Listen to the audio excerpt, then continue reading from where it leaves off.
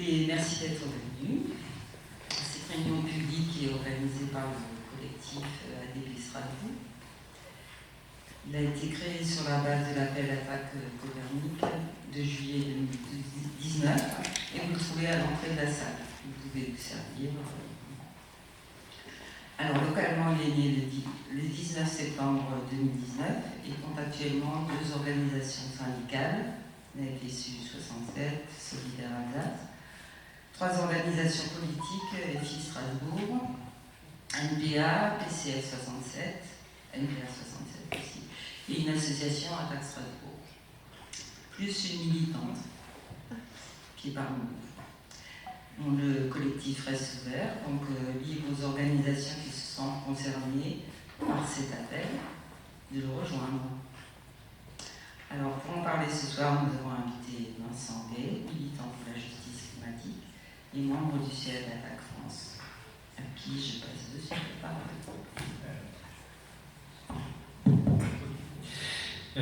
C'est pas trop fort? Non, ça va. Okay. Déjà, merci beaucoup de m'avoir invité.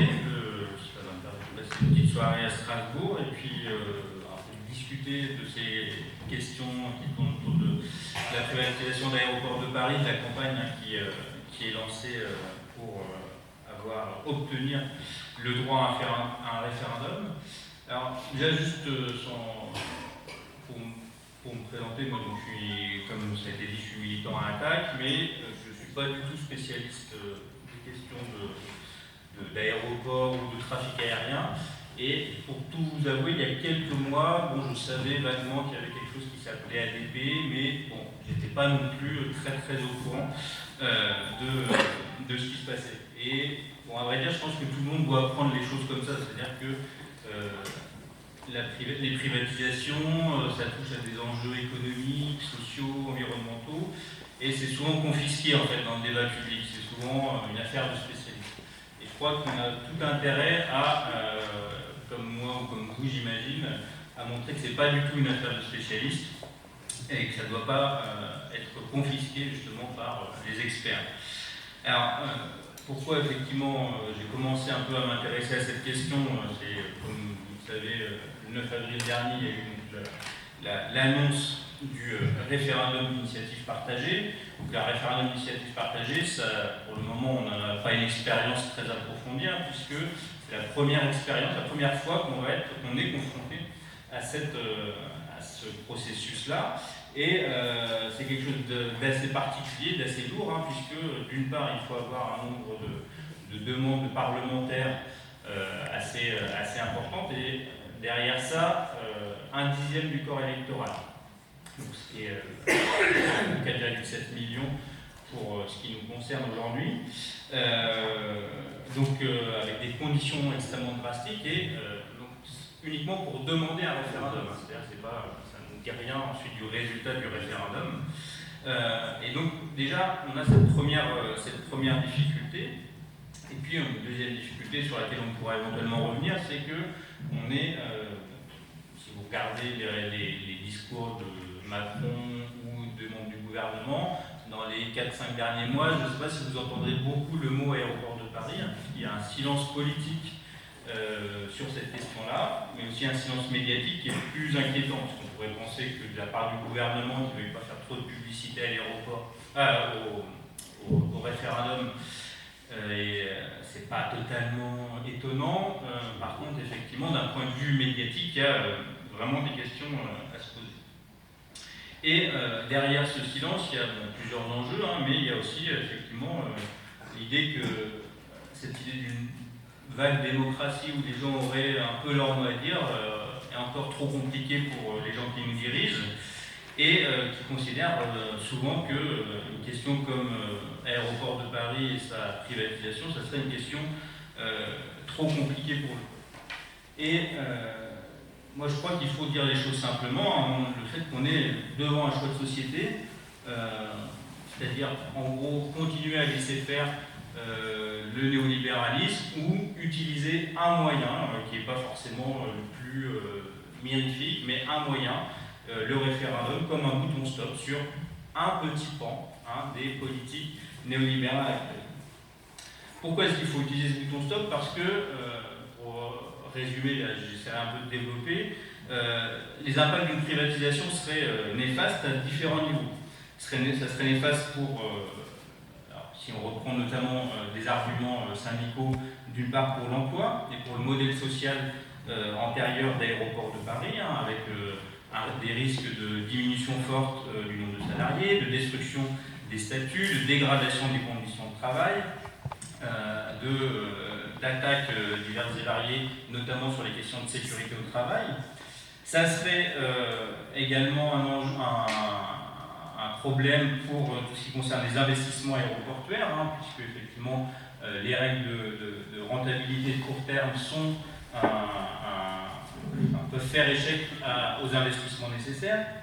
Ce serait aussi effectivement le risque de voir se démanteler le système aéroportuaire de la région parisienne, hein, et qui poserait un certain nombre de difficultés. Et puis, et je développerai un peu après, c'est aussi bien sûr des enjeux environnementaux qui sont extrêmement importants, notamment autour de la maîtrise du foncier, hein, avec les risques de spéculation. Alors, si vous avez une idée un peu de la spéculation en région parisienne, mais dans ces terres-là, en particulier dans le nord de Paris, c'est extrêmement crucial. C'est à la fois le risque de voir encore plus repousser les classes populaires loin de Paris, loin de la couronne proche, mais c'est également effectivement un risque de voir détruire un certain nombre d'hectares de terres agricoles qui ne sont pas encore bétonnées, qui ne sont pas encore utilisées pour les grandes infrastructures qui sont en général pas au service du peuple. Alors, si on veut un peu essayer de revenir sur cette histoire d'ADP, d'une part, essayer de préciser en quelques mots qu'est-ce que c'est qu'ADP. Parce que, comme je vous le disais, moi j'ai découvert il n'y a pas très longtemps de quoi il s'agissait. Donc ADP, c'est une entreprise qui a été créée en 1945, qui a été détenue à 100% par l'État et qui a été transformée en société anonyme en 2005 et introduite en bourse l'année d'après, mais dont l'État reste actionnaire avec un peu plus de 50% du capital. C'est une structure qui gère les plus gros aéroports de Paris, donc essentiellement Roissy. Hein, donc Roissy, c'est 72 millions de passagers par an. Orly, c'est 33 millions. C'est aussi une entreprise qui gère 400 boutiques et services, hein, qui font des profits assez mirobolants, hein, 1 milliard d'euros de profit en 2018. Et puis, c'est le premier propriétaire foncier d'Île-de-France, hein, avec plus de 6000 hectares de terre, avec quelque chose de très particulier, hein, puisque la loi de 2005 qui a ouvert plutôt le capital d'ADP a fait que l'entreprise est devenue propriétaire des terrains, ce qui est une exception dans le droit français, puisque, compris dans le cadre de délégation d'exploitation de services à des entreprises, normalement l'État reste propriétaire des infrastructures. C'est aussi une entreprise qui n'est pas seulement concentrée sur Paris, hein, donc penser que c'est uniquement une question qui concerne les gens de région parisienne, c'est faux. Hein. Elle a des participations dans un certain nombre d'aéroports dans le monde, et c'est une entreprise qui connaît une croissance économique extrêmement importante, hein, avec 7% de bénéfices en plus en 2018 par rapport à l'année précédente, et des dividendes pour les actionnaires aussi importants, 174 millions en 2018. Alors ça, c'est quelques chiffres, hein, c'est un peu rébarbatif les chiffres, mais bon, juste pour vous situer un petit peu les chiffres. Alors maintenant, à quoi ça sert, hein, une entreprise comme ADP? Ses missions, c'est construire, aménager, développer et exploiter des aéroports. Donc c'est à la fois gérer le bâti, toutes les infrastructures d'un aéroport, mais c'est aussi coordonner un certain nombre de missions, donc les missions de sécurité, de police de l'air, des frontières, etc. etc. C'est également gérer tous les espaces commerciaux, les services, les magasins, les hôtels, location de voitures, parking, etc., etc. Donc c'est un enjeu pour effectivement la gestion de toutes ces structures, mais c'est également un enjeu pour les décisions à venir sur l'ouverture de lignes, parce que effectivement, quand on décide d'ouverture de pistes, d'ouverture de lignes, on a trois acteurs qui collaborent, l'État, les compagnies d'aviation et donc les propriétaires des aéroports. Et l'attractivité économique d'un aéroport, donc les profits qui en découlent, ça dépend donc, c'est lié à sa capacité justement à accueillir de nouvelles lignes, à accueillir de plus en plus de passagers, à offrir de plus en plus de services, de magasins, etc. Donc c'est une entreprise qui finalement joue sur deux niveaux. À la fois, elle concerne deux types de clients, on va dire, les passagers, parce que c'est les passagers qui vont consommer dans les magasins, les parkings, etc. Et ensuite, les franchises vont reverser un certain nombre d'argent à ADP. Et puis, les compagnies d'aviation, qui, elles, payent des redevances à ADP, de décollage, d'atterrissage, etc., etc. Et c'est les passagers qui rapportent le plus dans ces zones. Jusqu'à aujourd'hui, la façon dont tout ça s'organise, le calcul des redevances, etc., c'est contrôlé par l'État, ce qui permet quand même d'orienter plus ou moins les évolutions des secteurs. Par exemple, le contrôle des lignes, les choix qui sont faits, etc., peut permettre de mettre la pression sur les compagnies d'aviation pour privilégier telle ou telle politique, pour privilégier des consommateurs qui soient moins gros, moins bruyants, etc.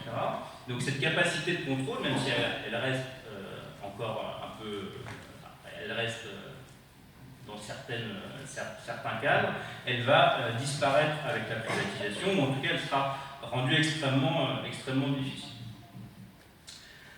À côté de ces fonctions économiques liées au transport aérien, Aéroports de Paris, c'est aussi un acteur majeur dans l'aménagement du territoire et dans la vie économique de la région Île-de-France. C'est 5% du PIB régional, c'est 1,4% du PIB national, et c'est aussi une entreprise qui,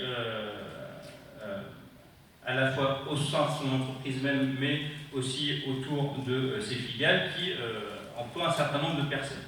Alors, 6 430 salariés en 2017 dans l'entreprise, mais avec ses filiales, 24 100 salariés dans l'ensemble du groupe, 40 000 dans les entreprises sous-traitantes. Et par ailleurs, il faut savoir que les aéroports en région parisienne, c'est plus de 570 000 emplois, directs et indirects, donc c'est 8% de l'emploi total de la région. Donc c'est vraiment une masse extrêmement importante, c'est un nœud économique, un nœud social vraiment très fort. Alors, on est dans une situation particulière où d'un côté, effectivement, dans un certain nombre de secteurs industriels, il peut y avoir des problèmes. Pour ADP et pour ce qui concerne l'aviation, il n'y a pas vraiment de problème. L'activité et les résultats sont en hausse. Et pourtant, on a un emploi qui diminue. Et on a des formes de gestion vers les sous-traitants où les conditions sociales, les conditions salariales sont extrêmement dégradées et des formes de concurrence entre salariés au sein d'une entreprise, entre salariés de différentes entreprises sous-traitantes sont aussi extrêmement accrues. Par ailleurs, Aéroports de Paris, c'est, au-delà de son poids en termes économique et de salariés, c'est effectivement la principale voie d'entrée et de sortie de la France, puisque 6 passagers sur 10 partent ou arrivent d'un aéroport parisien. 80% du fret aérien passe par Charles de Gaulle. Il y a eu 2 millions de tonnes de fret en 2017. C'est le premier aéroport de fret en Europe. Et ça constitue en gros, de par cette position, un monopole national, de fait. Or, cette question du monopole est aussi un enjeu, justement, dans les arguments du gouvernement pour enclencher la privatisation. Et puis, ce qu'il faut signaler, c'est que c'est un enjeu majeur dans les transformations de la compétition au niveau international, puisque aujourd'hui, on est dans un système où, en gros, les États fonctionnent à travers la constitution de pôles immenses, des métropoles qui sont, à travers les phénomènes de globalisation, en concurrence les uns par rapport aux autres. Et donc, l'idée, c'est de faire toujours plus gros, de faire toujours plus énorme, de s'appuyer sur des événements pour grossir encore plus. Donc, un des événements qui va être majeur dans les transformations de toute cette région, c'est les JO de 2024. qui vont être aussi l'occasion ou le prétexte, comme on veut, pour faire de nouveaux aménagements de l'aéroport Charles de Gaulle pour augmenter la capacité d'accueil de l'aéroport, pour le connecter encore plus avec un certain nombre d'infrastructures de transport ferré, etc. etc. Donc les investissements prévus pour les années à venir sont énormes. Et dernier point sur la description de la chose, c'est que ADP, c'est pas seulement une manne qui effectivement permet de nourrir les bénéfices des actionnaires privés, mais c'est aussi une manne qui permet de fournir les caisses de l'État. Donc ça, c'était un peu pour vous dresser une espèce de tableau de la chose, là, qui est un peu cet objet bizarre. Alors pourquoi le privatiser? Alors, déjà, bon, le mot privatisation, il faudrait en discuter, parce que la privatisation, elle n'est pas uniquement enclenchée par la loi Pacte qui a été votée l'an dernier. Elle est, comme je vous l'ai dit, elle a été entamée en 2005. Et la décision de 2005, et ce qui nous arrive aujourd'hui, c'est en gros un effet d'une transposition de l'Union européenne en 1997 qui ouvre tous les services d'assistance aéroportuaire à la concurrence. Auparavant, il y avait uniquement un monopole, et à partir de là, de ces années fin 90, début 2000, on va avoir une ouverture à la concurrence, la création d'un certain nombre de filiales, que ce soit par ADP ou par d'autres compagnies. Et puis, peu à peu, on va avoir un certain nombre de grignotages. Donc là, en 2004, par exemple, une loi qui autorise le transfert des aéroports aux collectivités territoriales, puis à des concessions privées, et donc d'où la privatisation totale d'un certain nombre d'aéroports à Lyon, à Toulouse ou encore à Nice. Donc ça, on a, pour vous dire que la privatisation, c'est pas à un moment donné, c'est une série de décisions qui progressivement font perdre le contrôle de l'État sur des grosses entreprises. Alors on a un paquet cadeau, on n'a pas seulement ADP, on a Engie et la Française des Jeux qui sont comprises dans cette loi Pacte. Et l'argument du gouvernement, c'est qu'il faut donc financer un fonds d'aide publique aux startups qui vont travailler sur l'intelligence artificielle notamment.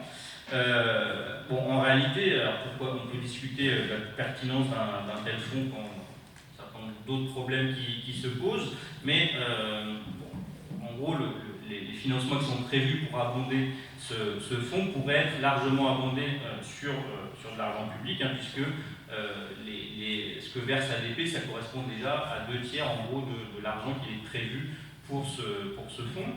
Et l'argument du gouvernement, c'est en gros, ADP en ce moment est en bonne forme, fait plein de profits, donc en gros on va pouvoir le vendre assez cher. Donc en gros c'est la logique de quand ça marche, on vend, quand ça marche pas, on vend aussi, sauf quand il faut effectivement raccrocher les wagons pour les salariés. L'autre chose étonnante dans ce processus, c'est que effectivement les actuels actionnaires minoritaires, notamment Vinci, qui est actionnaire à 8%, vont être indemnisés à hauteur d'1 milliard d'euros. Donc ça c'est un double pacte. Alors ce que montre cette décision, cette loi Pacte, c'est une obsession déjà pour le désendettement de l'État. Le désendettement, on a fait notamment depuis 2008 que la question de la dette est au cœur des discours politiques. Et donc cette obsession du désendettement pousse effectivement l'État à vendre des biens publics. C'est bien sûr nourri par une idéologie bien plus profonde du tout privé, le fait que l'État doit se désengager des activités économiques, notamment des activités économiques qui sont rentables pour les actionnaires privés. Et puis, il faut le voir comme une nouvelle étape dans cette vague néolibérale. C'est-à-dire que, bien sûr, il y a ce que j'ai dit sur l'ouverture au marché à la concurrence des services aéroportuaires à partir de la fin des années 90, mais, et donc, il y a l'Union européenne, Mais en réalité, cette vague de privatisation, elle a commencé avant, elle a commencé essentiellement au milieu des années 80, quand la droite est revenue au pouvoir en 86. Et depuis 86, le nombre d'entreprises publiques a diminué de 50%. Donc on est passé de 3500 à 1700. Et l'emploi dans ces entreprises a été divisé par 3. On est passé de 2,35 millions de salariés dans les entreprises publiques à aujourd'hui 790 000. Donc vraiment, il y a un gouvernement qui signe l'abandon de toute volonté, de toute velléité de s'appuyer sur un secteur public relativement puissant, relativement fort, qui serait à même, on peut rêver, de développer en gros des politiques qui soient au service du plus grand nombre, que ce soit dans le transport, dans la poste, etc., etc. Alors bien sûr, cette volonté de privatisation, elle n'a pas uniquement des effets sur les actionnaire, elle a des effets aussi, donc, comme je l'ai dit tout à l'heure, sur les salariés, puisque en même temps que les profits d'entreprise augmentent, en même temps qu'il y a une série de filiales qui se créent, les ADP diminuent son propre nombre de personnel et provoque effectivement un certain nombre de problèmes dans la gestion même des tâches de travail. Alors ce projet de concession privée, finalement, il est assez troublant. Donc je l'ai dit d'une part parce que effectivement on va avoir cette indemnisation d'1 milliard pour les actionnaires minoritaires. Alors l'argument c'est qu'en fait, comme c'est une concession, en gros ils vont plus pouvoir bénéficier de leurs profits pendant la durée de la concession, sachant que ça pourra être ensuite les mêmes qui seront propriétaires, et donc du coup il faut les rembourser de l'argent qu'ils vont perdre. Et puis c'est une concession pour des choses qui existent déjà, donc c'est-à-dire que là l'essentiel des investissements de construction des infrastructures, ils ont déjà été faits, du coup c'est vraiment un transfert d'un bien public vers des entreprises privées qui vont surtout pouvoir capitaliser sans nécessairement avoir à mener l'essentiel des investissements.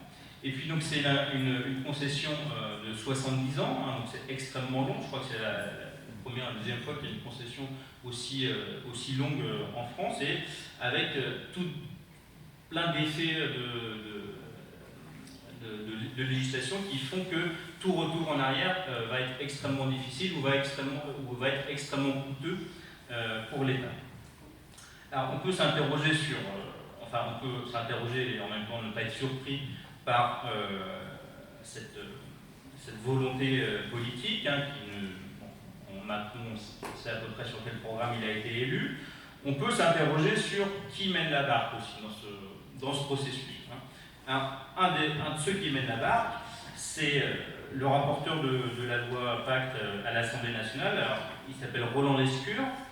Il est député La République En Marche des Français d'Amérique du Nord.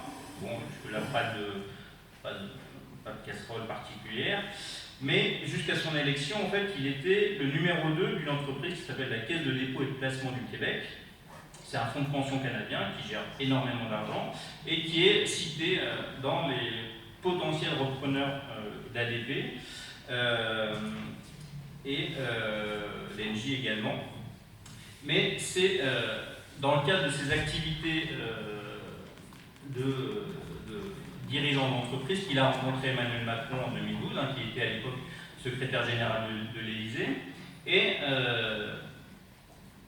une amitié, en tout cas une connaissance commune se noue à ce moment-là, et Roland Lescure devient donc l'un des premiers contributeurs d'En Marche pendant la campagne de 2017, et juste après, donc, il quitte sa responsabilité à l'entreprise, avec une rémunération de 3,7 millions d'euros quand même, et il quitte donc ses responsabilités, mais à quelques mois d'intervalle quand même. La rupture entre le leader de l'entreprise et le rapporteur de la loi Pacte n'est pas franchement marquée, on va dire. Et l'association Anticor note en tout cas estime qu'il y a une situation de conflit d'intérêts. Et même si d'un point de vue légal, effectivement, il n'y a pas d'infraction en tant que telle. sachant que l'entreprise, d'où il vient, est plutôt familière du secteur public français. Elle est partie prenante dans le capital d'Eurostar, de Keolis, donc c'est des filiales de droit privé créées par la SNCF, et elle a un certain savoir-faire dans les entreprises aéroportuaires, parce qu'elle est déjà propriétaire de 13% de l'aéroport d'Heathrow à Londres. Sur LG, peut-être qu'on va avoir le même phénomène, puisque effectivement cette entreprise souhaite investir énormément d'argent dans le secteur de l'énergie à l'échelle planétaire. Donc ça, je pense que c'est peut-être anecdotique, mais c'est quand même un élément à avoir en tête, parce que c'est la manifestation de ce que c'est que l'État dans le pouvoir macroniste. C'est-à-dire que le rapport entre le privé et le public, traditionnellement, il y avait une forme de coupure, en tout cas de séparation, alors, plus ou moins appuyée avec des hauts fonctionnaires qui avaient été imprégnés d'une certaine idéologie du service de l'État. Alors, on était d'accord ou pas d'accord, mais avec cette... Macron accentue une donnée forte, c'est-à-dire c'est les allers-retours permanents entre le public et le privé, les liens d'interconnaissance qui se créent entre le monde de l'entreprise et le monde politique. Et ce personnage qui est donc le rapporteur de la loi Pacte est vraiment un exemple extrêmement illustratif de cette logique-là. Alors, troisième chose que je voulais souligner, c'est que on a donc plus de 30 ans de privatisation derrière nous. On en a des plus récentes, on en a qui sont dans les bagages. Par exemple, la question de la privatisation des autoroutes. Bon, tout le monde a un peu suivi comment ça s'était passé. Là encore, à partir de 2005. Et voilà, les dividendes des entreprises, entre autres Vinci, Eiffage, etc., ont explosé quand même depuis et ont totalement rendu impossible le contrôle de l'État sur ce que font les entreprises. Alors ça peut concerner la hausse des péages, ça peut concerner les aménagements des autoroutes, etc., etc. Et au moment de la privatisation des autoroutes, c'était exactement les mêmes arguments que pour ADP. La vente des autoroutes doit permettre de financer le déficit de l'État. Le prix de vente très bas est dû au risque que prennent les entreprises. La compétitivité de la France passe par la privatisation des infrastructures, etc., etc. Donc ça, on connaît, et en même temps, aujourd'hui, ça a été un point nodal dans toute une série de manifestations, notamment les manifestations des Gilets jaunes. Et bon, je crois qu'on a aussi la conscience de ce que provoquent les privatisations et du vol qui est opéré à travers les privatisations, et je crois un élément relativement, sinon courant, du moins partagé dans de larges parties de la population. L'autre exemple qu'on peut prendre, c'est un exemple en cours, à venir, etc., sur la privatisation des barrages électriques, puisque aujourd'hui, il y a des négociations en cours entre le gouvernement français et la Commission européenne qui réclament l'ouverture à la concurrence de 400 barrages qui sont aujourd'hui essentiellement gérés par la puissance publique. Et le fait qu'il y ait une espèce de monopole, puisque il y a 83% des capacités hydroélectriques qui sont concernées, pour la Commission européenne, c'est un abus de position dominante. Et donc, il y a déjà une trentaine d'installations qui sont dans le viseur de la Commission européenne, puisque c'est des concessions qui ont expiré et que les commissions européennes voudraient bien voir privatiser. Donc, il y a eu une mise en demeure, notamment de la France et du Portugal, pour commencer la privatisation des barrages.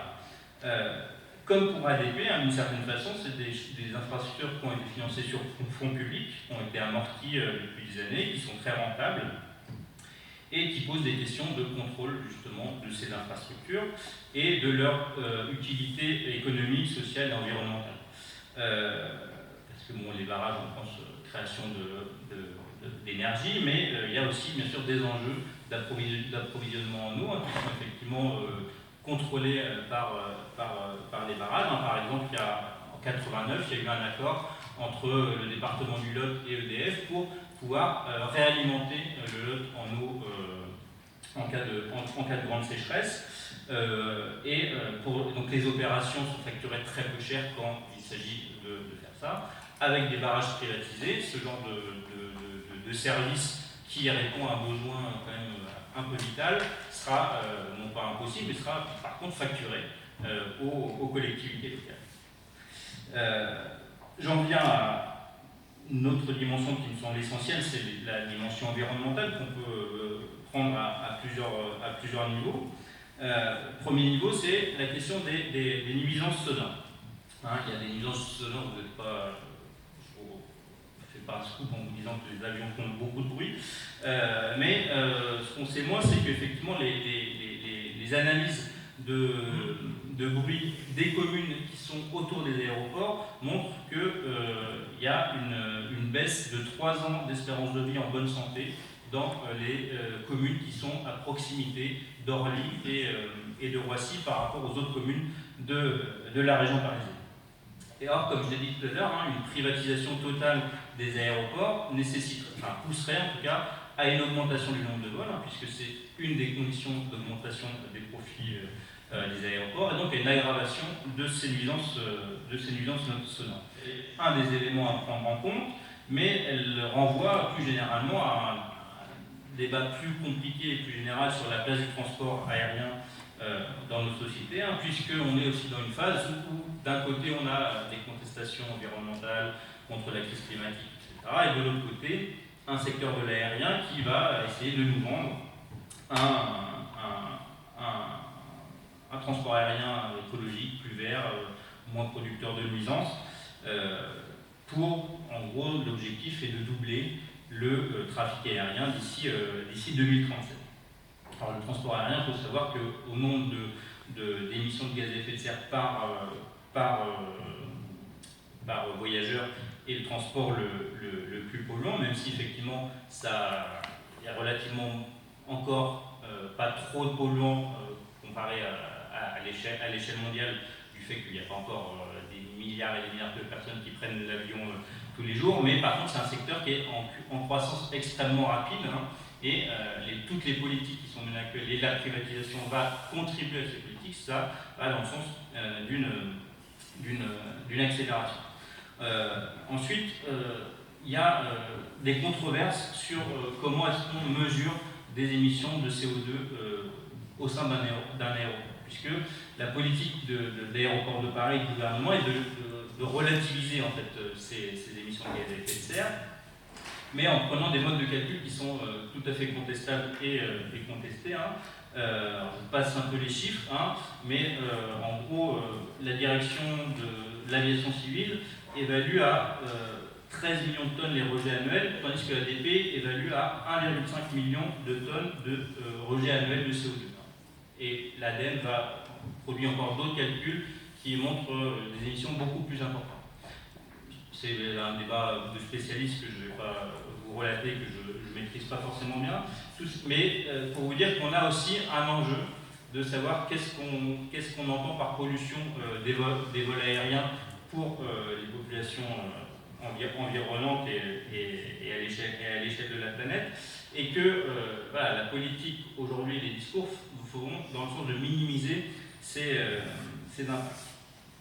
Alors, cette question des enjeux environnementaux, on peut aussi la voir en essayant de regarder qui est sur les rangs pour racheter ADP. Alors, je vous ai parlé de cette entreprise canadienne. L'autre concurrent qui est fortement pressenti également, bien sûr, c'est Vinci. Vinci, donc, qui a beaucoup bénéficié de la privatisation des autoroutes. Vinci, qui était le promoteur pour l'aéroport de Notre-Dame-des-Landes. Et Vinci, qui, bien sûr, va chercher à augmenter ses profits. Et un exemple qu'on a, c'est la politique qui a été menée depuis que les aéroports du Portugal sont propriété de Vinci, notamment à Lisbonne. Le nombre de passagers a été multiplié par 3 en 6 ans, et donc du coup avec des effets bien sûr en cascade sur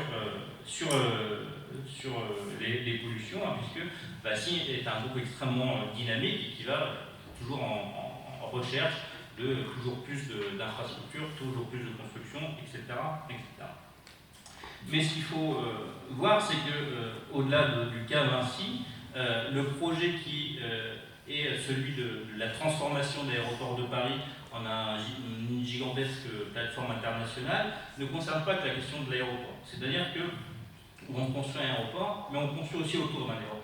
On construit des hôtels, on construit des voies ferrées, on construit des parkings, on construit tout ce qui finalement est censé attirer le chaland.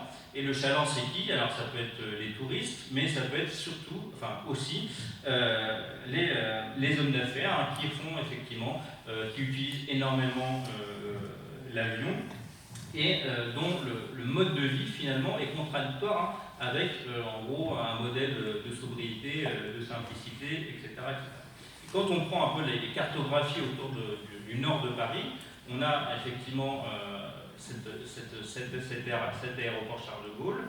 On a tout autour une série de terres, et ces terres, c'est en gros les dernières terres agricoles à proximité de Paris, et elles sont énormément convoitées. Alors je ne sais pas si vous avez suivi l'affaire, mais il y a eu le projet EuropaCity. Alors tant mieux, il a été annulé après plusieurs années de lutte, mais ce que vont devenir les terres et ce qui va être le résultat d'une éventuelle bétonisation de tout ça n'est pas du tout abandonné.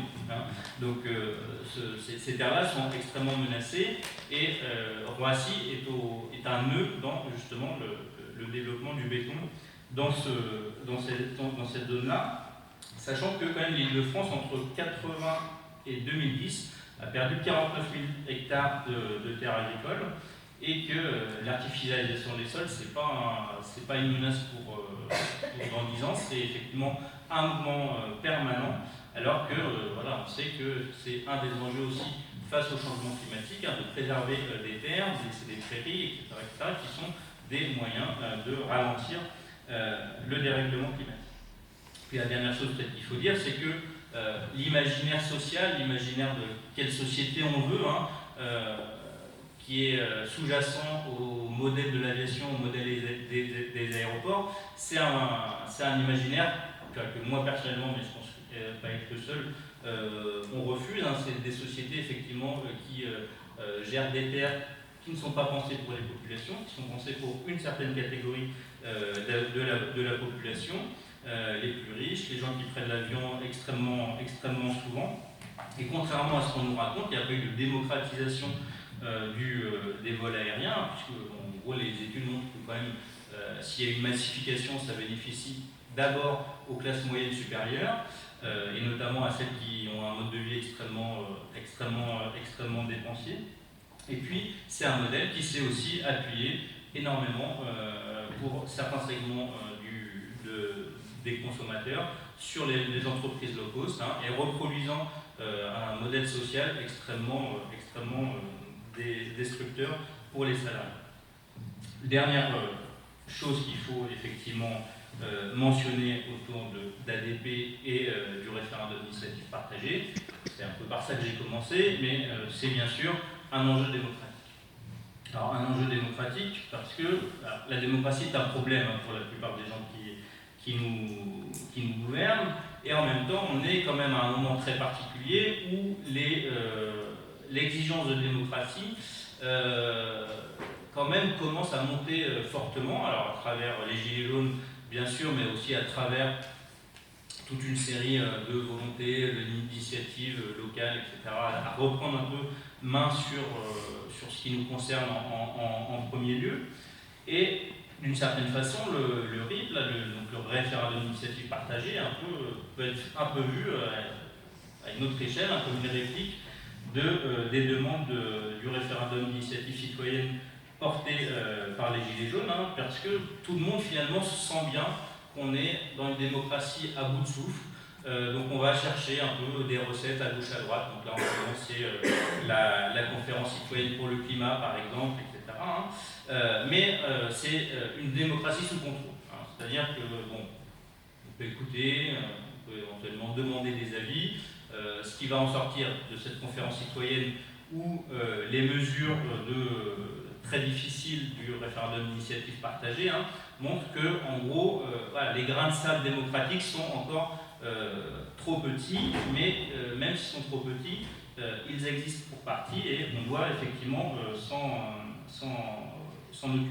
Alors, ce que fait le gouvernement aujourd'hui, et donc ce que font aussi les médias, c'est véritablement une volonté d'enterrer ce référendum d'initiative partagée, de ne pas en parler, de rendre difficile l'accès à la fois à l'information, mais aussi au site internet. Alors je ne sais pas si parmi vous il y a eu des gens qui ont été très volontaires au tout début pour aller signer pour le RIP.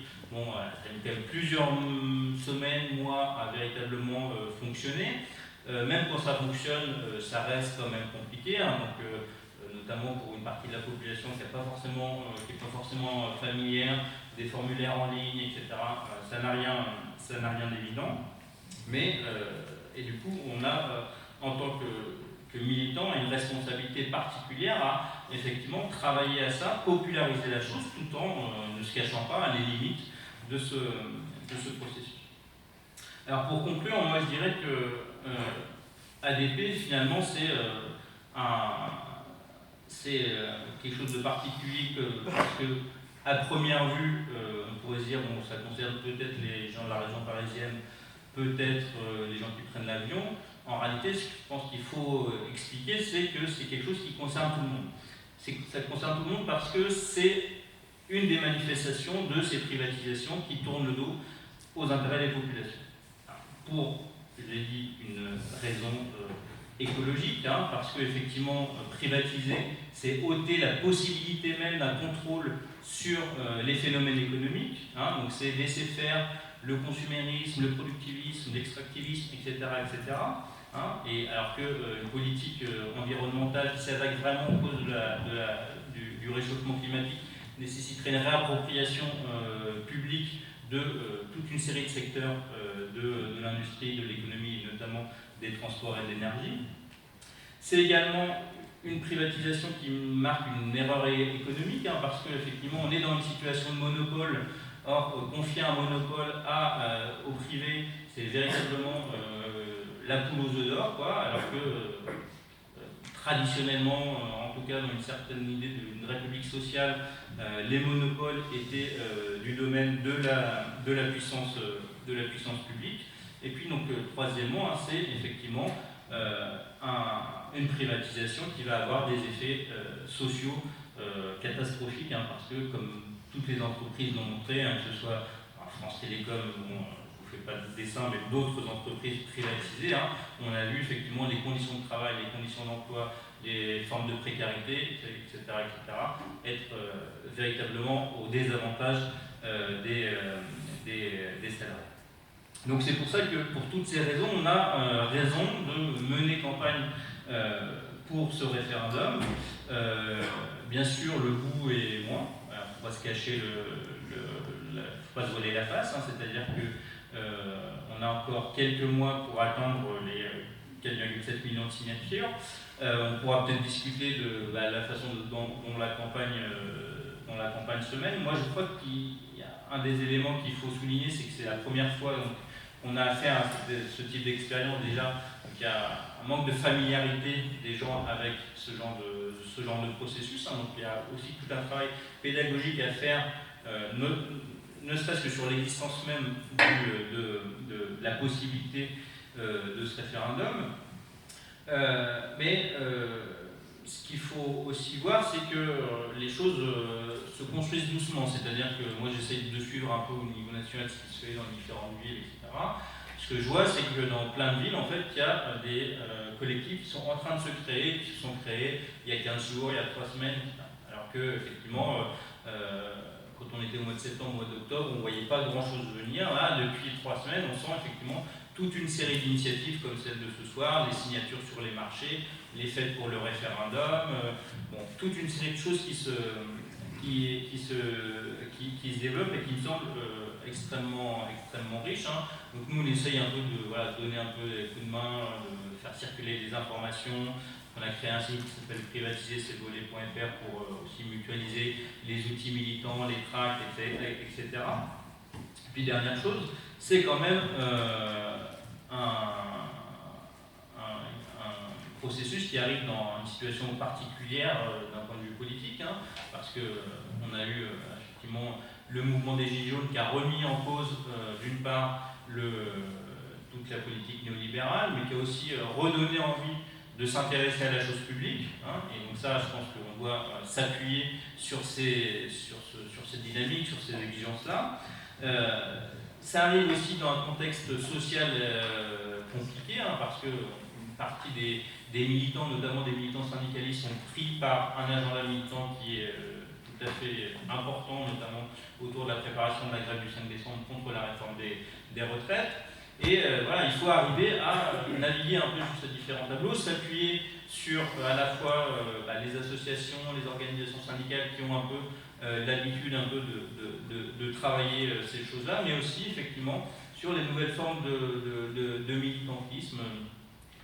Je parlais des Gilets jaunes, mais il y a les mouvements climat qui sont effectivement aussi concernés par ça.